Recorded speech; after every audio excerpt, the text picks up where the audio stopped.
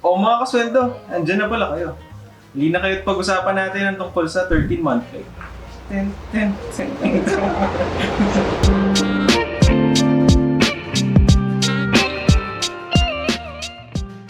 Bilang isang empleyado, ano nga ba yung pinaka-inaabangan natin sa hapit ang Pasko?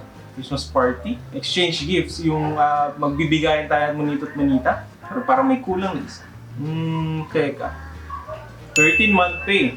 Talaga naman pag nalalapit ang Pasko, hindi natin may iwasan lumalaki yung mga gastusin natin. Siguro, sunod-sunod na kainan, bibili tayo ng regalo sa mga minamahal natin sa buhay. Siyempre, yung ating mga dream vacation pag holiday. Saktong-sakto talaga pagka naka-receive tayo ng inaasam natin 13-month pay.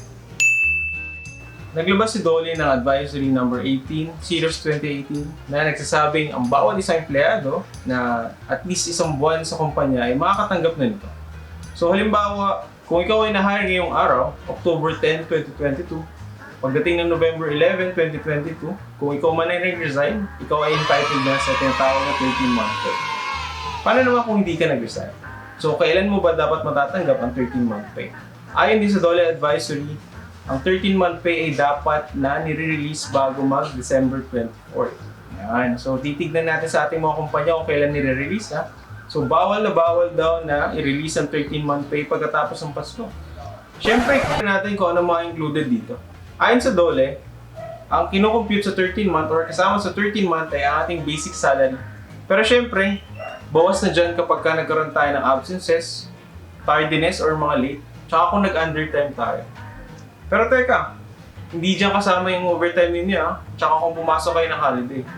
Siyempre, hindi rin kasama dyan yung inyong mga allowances. Kung meron kayong rice allowance, clothing allowance, meal allowance, car allowance, hindi po kasali yan. Tara, pag-usapan natin kung paano computein ang inyong mga 13-month pay.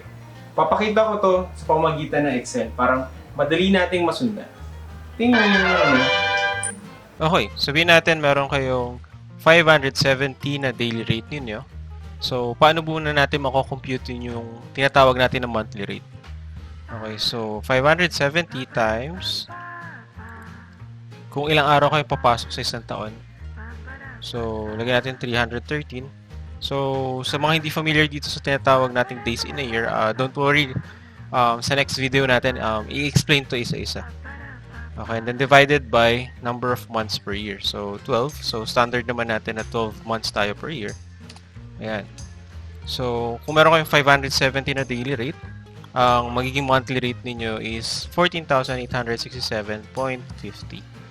Okay, so, paano yan natin kukumpitin? So, halimbawa, from January to December, wala tayong absences. So, kopyahin natin ito. Ayan. So, let's say may 14,867 tayo from January to December. Ayan. So, kukuhain natin yung tinatawag na total basic earned natin for the year, which is, isasum lang natin yan. So, from January to December. Ayan. So, ito yung total natin na earning for this year. So, 178,410. Okay. So, paano natin kukumpute yung 13-month pay? So, ito tinatawag natin na total basic earn. Alright. Yan. So, paano naman natin kukumputin yung tinatawag natin na 13-month pay? So, base sa dollar rule, total basic earn daw natin for the year divided by 12 lang. Okay, ayan. So, tally naman tayo. So, kung wala tayong absences for the whole year, makukuha natin ang buo yung ating 13-month pay. So, paano naman kung meron tayong mga absences, tardiness, or undertime? So, gawa tayo ng panibagong sample. So, itong first part natin, ito yung wala kayong deduction. So, dito second part natin, so, create tayo ng another tab. So, basic with deductions na tayo. Alright.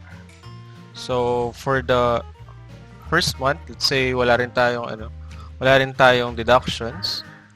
Ayan. So, 14,867 tayo. Then, pagdating na February, wala pa din. March, wala pa din. Then, let's say April, nagkaroon tayo ng 5 na unpaid leaves. So, i-compute natin yung ating monthly rate minus 5 days. So, daily rate times 5 since 5 days yung absent natin. So, meron lang tayo nitong 12,017 pesos and 50 centavos. Okay, so pagdating ng May, sabihin natin May, June, July, August. So, wala rin tayong absences dyan. Pero pagdating ng September, hindi tayo nakapasok ng buong month. So, zero yung net pay natin or basic natin for that month. Same with October. So, nakabalik na lang tayo, sabihin natin, November. And then, pagdating ng December, sabihin natin, meron din tayong 10 absences. So, paano natin kukumputin yun? So, monthly rate natin minus 10 days. So, daily rate times 10. So, ang total basic lang natin December is 9,167.50. So, again, kuhain natin yung total basic earned natin. So, gayahin natin yung formula nung una. So, isasum lang natin lahat ng earnings from January to December. So, ang total natin ngayon is 140,125. So, ito lang yung naging total natin kung ang scenario natin is may unpaid absences tayo or unpaid leaves. Months na zero yung net pay. Okay, and then ito, 10 days tayong absent. So, again, total basic earn divided by 12 lang. And then, ito lang yung total natin na 13-month pay na marireceive. Okay? Ayan, pare-pareho na tayo natuto kung paano kumpitin ang ating 13-month pay. So, sa darating na Pasko, pag na-receive nyo yung 13-month pay nyo, kayang-kaya nyo nang gawin nyo sa inyo. Comment nyo sa baba kung may mga katanungan pa kayo. At kung may mga kilala pa kayo nagtatanong tungkol sa 13-month pay, huwag kayong mahiyang i-share ang ating video at i-like natin ito. Okay, hanggang sa susunod na ating episode. Paalam! Uy, mga kasweldo, andyan na pala kayo. Okay, recording. Bilang isang empleyado, ano nga bang pinaka-anaabangan natin pag dumarating ang Pasko?